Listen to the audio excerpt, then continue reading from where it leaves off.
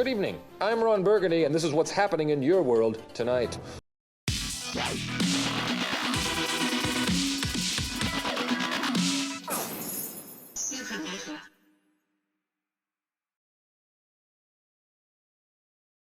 What's happening, guys? Supernova here, back with another video. This one's a little bit different than I normally do because there's a lot of small news stories that are kind of popping up right now that it wouldn't make sense to make individual videos for, so I'm just compiling them into one little assorted news video.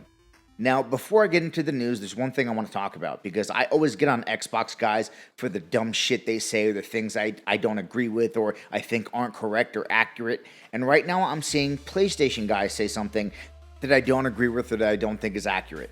And that's them comparing the delay of Halo Infinite to the delay of Crackdown 3. Now that's not a fucking fair comparison at all. Because with Crackdown 3, they were promising us the fucking magic of cloud computing. They were telling us some fucking fantasy bullshit about being able to play this game and have cloud computing give you multiple times the compute power of an Xbox One X. The fucking creative director said that when you were playing this game, even if you're playing on the base Xbox One, the base vanilla VCR Xbox One, through the magic of cloud computing, you would be able to play and get 12 times the power of an Xbox One X. Alright? That was bullshit, and it was never gonna fucking happen. And it never did fucking happen. And to this day, it still hasn't fucking happened. So Crackdown 3 had no fucking chance, zero fucking chance of delivering on the promise that it had made, of delivering on that first fucking demo they had showed us. Zero chance. Halo Infinite, on the other hand, does have a chance of going through this delay, of fixing all the technical difficulties, and coming out the other side a great fucking game, an amazing game, even possibly the game that they had promised us. Okay? Halo Infinite has that chance. Halo Infinite, there's a possibility that that will happen. With Crackdown, zero chance. With Halo Infinite, we do have that chance. Do I think it will happen? No, because 343 Studios is, let's be honest, not a great developer, but Halo Infinite still has that chance. So for people trying to compare Halo Infinite to Crackdown 3 and saying, hey, look at Crackdown 3, that's the kind of final product you can expect from Halo Infinite when it finally releases, that's not a fair fucking comparison. So PlayStation guys that are saying this, please fucking stop. It is not a fair comparison. It's a bullshit comparison, and you really need to fucking stop. Please. And with that, let's get into this fucking news. So today, Insomniac Games released some more details about Spider-Man Miles Morales. Nothing really crazy, nothing I'd say that we didn't really already fucking know, but they pretty much just said that Miles is going to have his own full story arc in the game. Even though it's a smaller experience, it's going to be a fully contained story, and he's going to have his own full story arc within the game, which I think we all already knew and we all expected.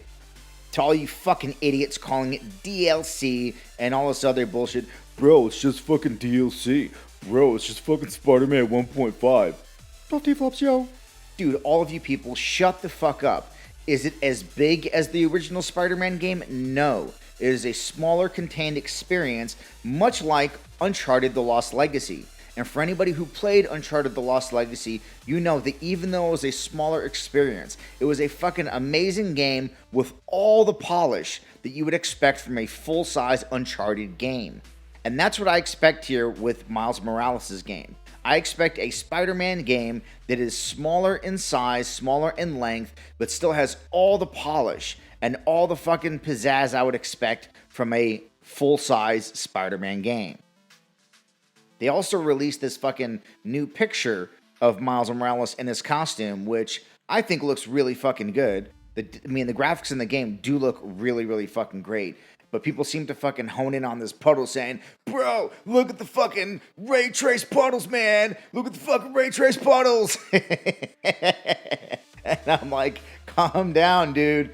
It's just a fucking reflection in some water. I don't think it's that big a fucking deal. But hey, people are excited about this ray trace reflection in the puddle, which, okay, ray tracing, reflections in the game, cool. But yeah, so that's what we've got from Insomniac regarding Spider-Man Miles Morales. Next up, we have some news regarding the DualSense controller for the PlayStation 5 and its battery length. A Twitter user named GalaxyRain666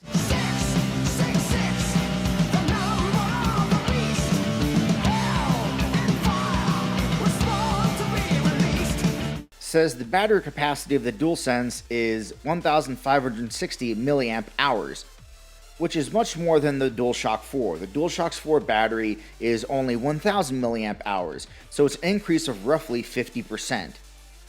Now, there was a Reddit leak back in August that said that the DualSense had about 3 to 4 more hours of battery than a DualShock 4, giving it about 7 to 10 hours average battery length. And this new information seems to kind of corroborate that leak. But really, until we get our hands on the DualSense and see how the new haptics and how the new triggers and everything and the new lights really affect its battery length, we won't really know what its battery life is or is going to be.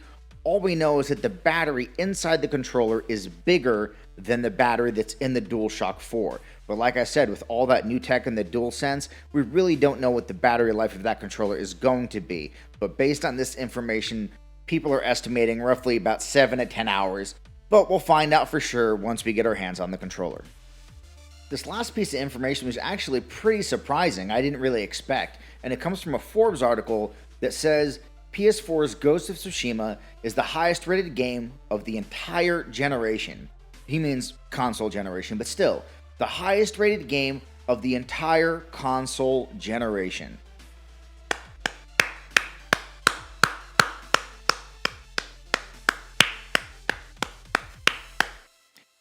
And I just want to clarify that that was me clapping for Ghost of Tsushima. That was not me jerking off. That was me clapping and not beating my fucking dick. Oh, fuck, I'm stupid. But yeah, that was me clapping and giving a hand to Sucker Punch. Because to have the highest rated user scored game for the entire console generation is quite a fucking feat when you consider the amazing games that released this generation. That's fucking amazing. And something I didn't expect. I thought Ghost of Tsushima was going to be an amazing game, but not as great as it fucking was. Not as amazing as it fucking was. The article does recognize that there is one game that did rate higher, which was Superliminal. On the Xbox One, it had a 9.5 rating, where Ghost of Tsushima has a 9.3. But the game only has 684 ratings. And the ratings are kind of all over the place, because while the Xbox One version has a 9.5, the PS4 version only has a 6. The Switch version is a 9.7, and then the PC version is a 7.9. So the ratings are kind of all over the fucking place for the game. And it's only 684 ratings. Ghost of Tsushima is a 9.3 with over 15,000 ratings. So while yes, technically Superliminal has a higher rating, if you kind of were to average all of the ratings together for those 4 different platforms, it would be less than 9.3 and it only has 684. So he's not really considering Superliminal as the highest rated game of the console generation, and I think that's fair to not really count it because of kind of all that mess. So yes, with that one caveat, Ghost of Tsushima is the highest rated console game of this entire generation. And again, hands off to Sucker Punch, hands off to PlayStation. That is quite a fucking feat. Anyway, that's really all the news for today. So with that, that's all I got for you on this one. Well, that's the video, guys. Let me know what you think down in the comments. And as always, feel free to like, share, and subscribe. And I will catch you guys on the next Supernova.